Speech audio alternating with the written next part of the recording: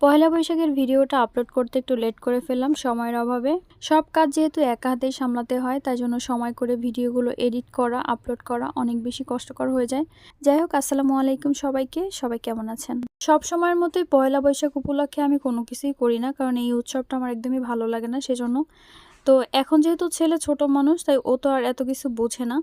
তো ও আমার কাছে আবদার করেছে, আর ওর আবদার রাখার জন্য এটা সকালবেলা ঘুম থেকে উঠেই চুলায় ভাত বসিয়ে দিয়েছি, তারপর মাছটা ভিজিয়ে এদিকে ডালও চুলায় দিয়ে দিয়েছি, কারণ ডাল ভর্তা করব। আর গরম ভাত বসিয়ে দিয়েছি, কারণ গতকাল রাত্রে আমরা বিরিয়ানি রান্না করে খেয়েছিলাম, তাই জন্য পান্তা ভাত আর হয়নি।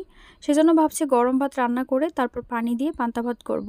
এদিকে আমার মাছও ভিজে গিয়েছে, তাই মাছটাকে পরিষ্কার করে নিচ্ছি। আর মাছটাকে খুব সুন্দর করে পরিষ্কার করে তারপর কেটে নিব।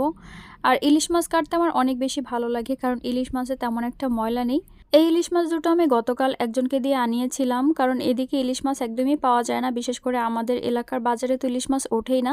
অনেক দূরে বড় বড় বাজারগুলোতে মোটামুটি ইলিশ মাছ পাওয়া যায়, তা আবার প্রচুর দাম।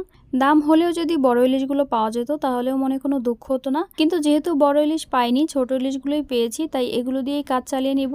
আর এই ছোট ইলিশগুলোতে প্রচুর কাঁটা থাকে, সেজন্য এগুলো খেতে আমার কাছে একদমই ভালো লাগে না, তাই জন্য এই ছোট ইলিশ আমি কখনোই কিনি না। কিন্তু আজকে যেহেতু ঠেকায় পড়ে কিনেছি, তাই জন্য অল্প করেই নিয়েছি, শুধুমাত্র আজকের জন্য। আমি ভাই গরিব ঘরের বড় লোক মানুষ, তাই কিনলে সবসময় বড়টাই কিনি, ছোট জিনিস কখনো কিনিও না, নিজের জন্য না, অন্যের জন্য না। সবসময় ভালো জিনিসটাই কেনার চেষ্টা করি। তো যাই হোক, ইলিশ মাছগুলোকে আমি হলুদ মরিচ মাখিয়ে তারপর ভাজতে তুলে দিয়েছি। যেই হলুদ মরিচের মধ্যে মাছগুলো মাখিয়েছিলাম, সেই হলুদ মরিচের মধ্যে আমি কিছুটা পেঁয়াজ মাখিয়ে নিচ্ছি।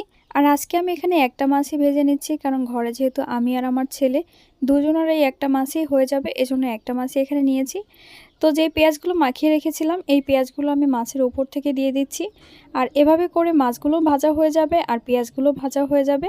আর আমাদের বরিশাল অঞ্চলে ইলিশ মাছ কিন্তু এভাবেই রান্না করে, এটা কিন্তু খেতে অনেক টেস্টি হয়। আপনারা চাইলে এভাবে রান্না করে খেতে পারেন, খেয়ে জানাবেন আমাকে কেমন হয়েছে। এরপরে যে বেগুনটা ভেজেছিলাম, সেই বেগুনটার সাথে আমি ডালগুলো মিক্স করে ভর্তা করে নিয়েছি, আর এই ভর্তাটা খেতে কিন্তু অনেক বেশি মজার। তো যাই হোক, গরম ভাতগুলোকে একটা বাটিতে বেড়ে ফ্যানে জুড়িয়ে তারপর পানি দিয়ে পান্তা ভাত করে নিয়েছি। এরপর ছেলেকে রেডি করে পাঠিয়ে দিলাম স্কুলে, কিন্তু ছেলে স্কুল থেকে আবার ঘুরে চলে আসছে, বলতেছে আম্মু সবাই ভাত খেয়ে ফেলেছে, আমি কি একা একা খাবো, সেজন্য আবার চলে আসছি। তো ছেলে আমাকে আগের দিন বলেনি যে কয়টা বাজে যেতে হবে, আমি সব কিছু রেডি করে 9টা বাজে পাঠিয়েছিলাম। আমরা আসলে ঘরে বসে 10টা-11টার আগে কখনোই সকালের খাবার খাই না, সেজন্য এই টাইমটা আমার মনে হয়েছিল যে 9টা-10টার আগে তো খাবে না, তো এই টাইমটাতে পাঠিয়েছিলাম। কিন্তু যাই হোক, আমি একটু মিস্টেক করে ফেলেছি। তো সমস্যা নেই, আমরা দুই মা ছেলে ঘরে বসেই খাচ্ছি, আর আমার ছেলে তো পান্তা ভাতই খাচ্ছে আর আমি গরম ভাতই খাচ্ছি, সমস্যা নেই। তো এভাবেই কাটলো আমাদের পয়লা বৈশাখের দিনটা। আপনাদের কার কেমন কেটেছে অবশ্যই কমেন্ট করে জানাবেন। সবাই ভালো থাকবেন, সুস্থ থাকবেন। আল্লাহ হাফেজ, আসসালামু আলাইকুম।